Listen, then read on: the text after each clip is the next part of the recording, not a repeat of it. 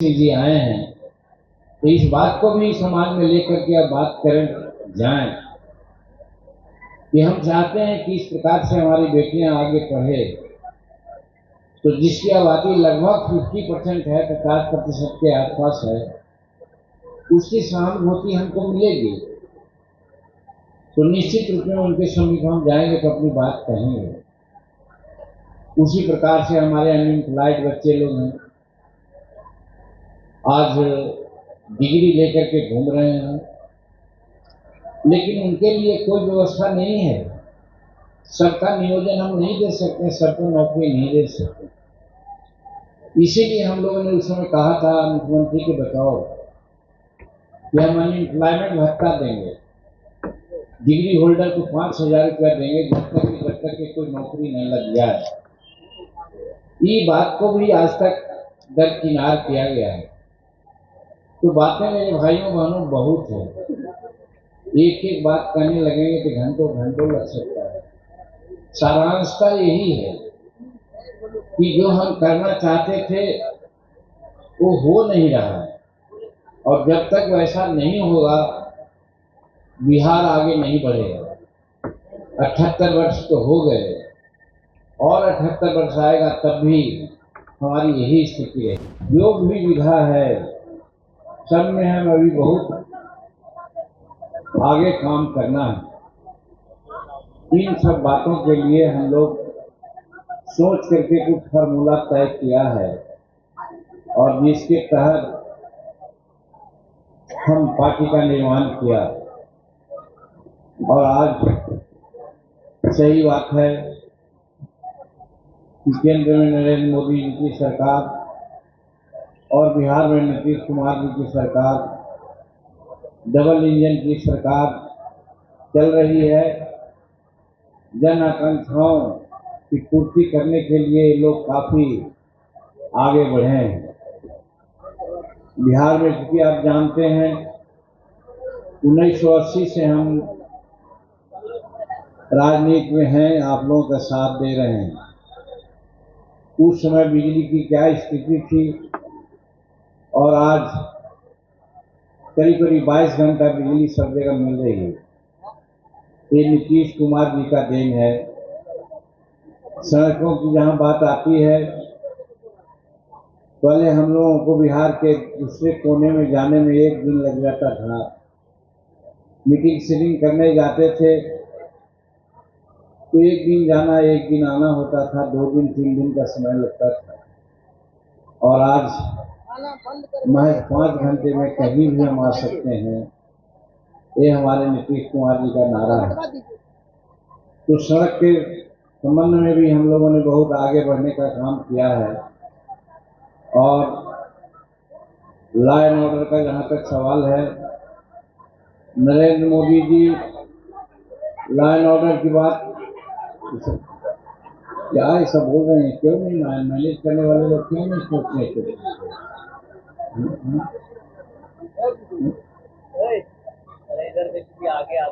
क्या लोग ऐसा क्यों कह रहा है?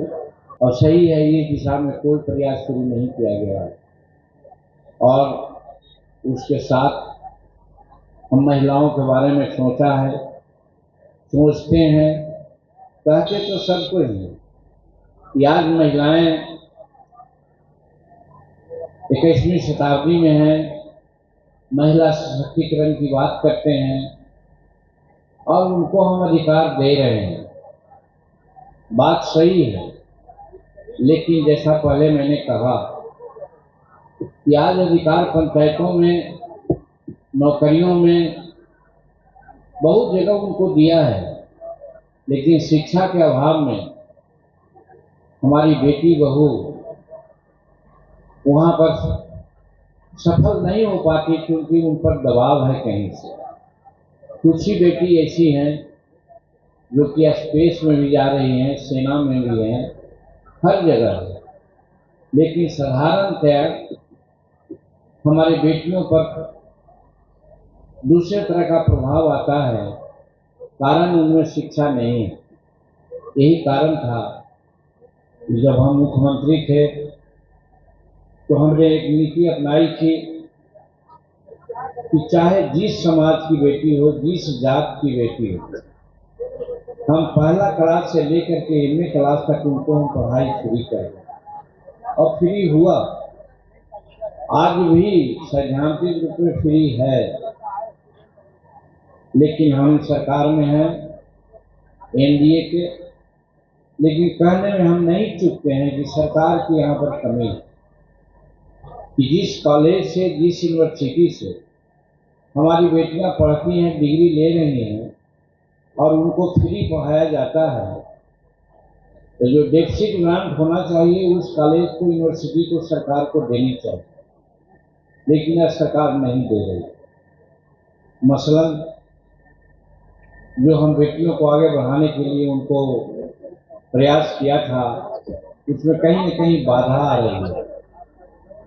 अगर हमको बल मिलेगा, आज हम बोलते हैं, उसका प्रभाव पड़ता है कि नहीं पड़ता है हम तो नहीं समझते हैं। यही कहते हैं कि कोई प्रभाव नहीं, और नहीं तो जब यूनिवर्सिटी में, अभी हाल में हम मगध यूनिवर्सिटी में गए थे, तो बेटियां आके बोलती हैं, अंकल बड़े घर की बेटियां तो फीस दे करके पास करके चली गई, लेकिन हम लोग पढ़ तो लिया है, लेकिन डेफिसिट ग्रांट नहीं मिलने के कारण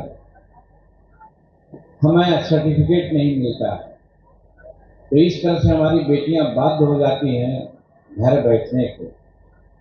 हम सरकार से कहना चाहते हैं कि आप नारी सशक्तिकरण की बात करते हो, लेकिन जब शैक्षणिक माहौल को ठीक नहीं किया जाएगा तो फिर आखिर कैसे होगा। आप पुल बनाते हो, 2 महीना में ढह जाता है। एक बार जब हम मुख्यमंत्री थे तो बड़ी चर्चा हुई थी। हो सकता है हमारे पत्रकार मित्र हमारी इस बातों को कह सकते हैं। हमने कहा था एस्टीमेट घोटाला, आज एस्टीमेट बनता है, उसमें हम कह सकते हैं कि जब एक रूप में बनता है, मतलब बहुत ज़्यादा, जहाँ 10 रुपये का एस्टीमेट बनना चाहिए वहाँ 1000 रुपये का एस्टीमेट बनता है।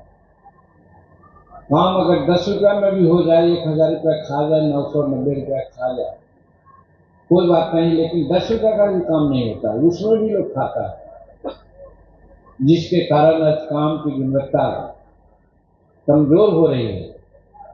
हम सरकार को यही कहते हैं कि आप कड़ाई से खर्च पर अंकुश डालें और उसी बचित पैसा से हमारी बेटियों के लिए जो यूनिवर्सिटी में, महाविद्यालय में, स्कूल में जो हम फ्री एजुकेशन किया है, उनको आप डेफिसिट ग्रांट दे दें।